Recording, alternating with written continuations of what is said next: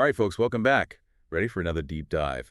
Today we're whipping up something special, taking a closer look at the world of culinary arts. Ooh, sounds delicious. It is, in a way. We're focusing on something essential for any aspiring chef. Good old-fashioned mentorship. Mentorship, huh? There's definitely an art to that. Exactly. And our main ingredient today is a blog post from about 6 months ago titled, get this, Naurichi noja, Varnost poducha vanja mladikuhara I prinojin zanja Vjestina. Whoa, that's a mouthful. I know, right? It's Croatian.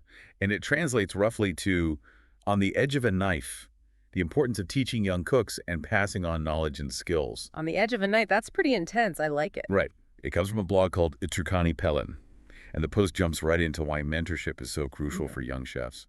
Makes sense. I mean, you think about any field, really, having someone to guide you, show you the ropes, that's invaluable. Totally. And the author actually compares it to other artistic fields. Think of a painter, learning from a master. Oh, yeah, like an apprentice situation. Exactly. Or a musician studying with a virtuoso. Right, right. It's not just about, copying what they do. It's about absorbing their knowledge, their way of thinking. You got it. It's about developing your own style, finding your own voice, but with that solid foundation. So it's not just about learning recipes. It's way more than recipes. It's about mastering the fundamentals. Like knife skills, I bet. Knife skills, for sure. Understanding flavors, how to manage a kitchen. Wow, it's a whole world, isn't it? It really is. And this blog post does a great job of highlighting how mentorship helps preserve those culinary traditions. Passing down the secrets from generation to generation. Exactly. But at the same time, it's also about pushing boundaries, innovating. That's interesting. So it's like this balance between respecting the past and looking towards the future. Absolutely. It's a bit like, think of it like a jazz musician. Oh, okay. I'm listening. They learn the classic scales, the traditional forms, but then they use that knowledge to improvise, to create something new and exciting. I get it. So how does that apply to a young chef? Well, imagine a chef who's mastered, say, classic French techniques under a renowned mentor. Okay, fancy. Right. But then they decide to fuse those techniques with flavors from their own cultural heritage, maybe something totally unexpected. That's cool. So mentorship can lead to some really innovative, unique cuisine. Exactly. It's about finding that sweet spot between tradition and innovation. So it sounds like mentorship can really shape a chef's entire approach to cooking. No doubt about it. And there's another point the blog post emphasizes that I find really interesting. What's that? It's about the community aspect. Mentorship isn't just a one-on-one thing. It's about building a strong culinary community. Ah, so it's about more than just competition. It's about supporting each other. Right. Sharing knowledge, collaborating, making sure those traditions and that passion for food live on. I like that. A real sense of camaraderie. So let's say you're a young chef, all fired up and ready to learn. What's the best way to find a mentor? Well, the blog post talks about a few different paths, like internships, especially those coveted spots in Michelin-starred restaurants. Michelin-starred. Talk about pressure. Oh yeah, those are notoriously difficult to get, I bet. I can only imagine the competition. But those are incredible learning experiences. Oh, for sure. Talk about trial by fire. You're working alongside the best, seeing how a real professional kitchen operates. Right, you're learning by doing, constantly being pushed to improve. The blog post also mentions culinary schools as another path. Ah, yeah, more of that formal education. Yeah, you get that solid foundation in the theory and science behind cooking. You know, like the hows and whys of certain techniques. Exactly. And nowadays, of course, you can't forget about all the amazing online resources out there. It's crazy how much you can learn online these days. I know, right? There are tons of courses, online communities. You can even get virtual mentorship from chefs all over the world. It's amazing. So it seems like there are options for everyone, no matter what kind of learner you are. Definitely. And it got me thinking, even for someone like me, more of a home cook, just someone who loves experimenting in the kitchen. Yeah. Do you think these ideas about mentorship could apply to us too? You mean outside of the professional culinary world? Yeah, exactly. Yep. Like, are there ways for home cooks to benefit from mentorship?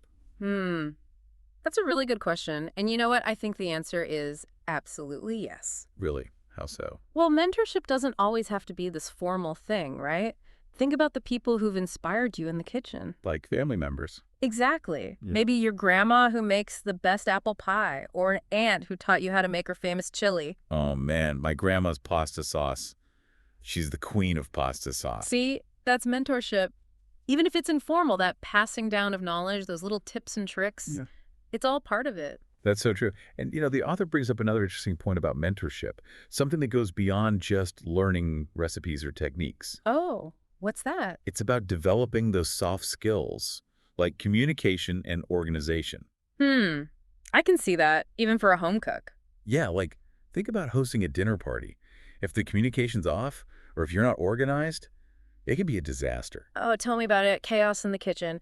But then imagine that on a much larger scale, in a professional setting. With, like, tons of orders coming in and a whole team of cooks working together. Right. Clear communication and a well-organized system are absolutely It's crucial. like a well-oiled machine, everyone knowing their role and working in sync. Exactly. And you know what else goes hand in hand with that? Leadership. Oh, yeah, for sure. A good mentor doesn't just teach you the technical stuff, they teach you how to lead a team, how to inspire others. It makes you think about those cooking competition shows on TV. Oh, yeah, those high-pressure situations. Right. Things can get pretty heated in those kitchens. I bet. So much drama. But maybe, with the right kind of mentorship, those environments could actually become places where great leaders emerge. That's an interesting thought. And speaking of leadership, the author ends the blog post with a pretty strong call to action. Oh, what do they say? They're urging everyone in the culinary world, from experienced chefs to home cooks, to prioritize mentorship. Or really make an effort to teach and learn from each other. Exactly, to foster that culture of continuous learning and collaboration. I love that. So it's not about, hoarding your secret recipes or anything like that. Nope.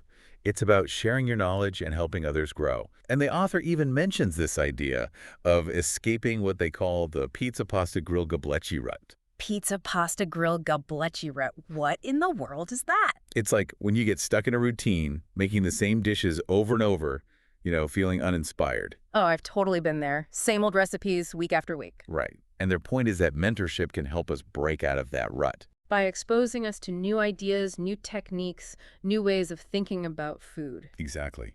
It's about pushing those culinary boundaries, trying new things, and constantly learning. That's pretty inspiring. So for all you listeners out there, what does this all mean for you? Yeah, it really makes you appreciate all the hard work and passion that goes into creating amazing food. For sure. And, if you're interested in diving deeper into this whole mentorship thing, I bet our listeners are. well, the blog post we've been talking about is definitely worth a read. It's called Nauczyć noża, ważność podróżowania ladi kuchara I przenoszeń żądza I wiesztyna. Catchy title. Right. Right. And it's on a blog called Utrikani Pelin. Okay, we'll make sure to link to that in the show notes. Perfect. It's got lots of great insights and even some resources for finding mentorships or becoming a mentor yourself. So cool. It's really inspiring to see how this tradition of mentorship is alive and well in the culinary world.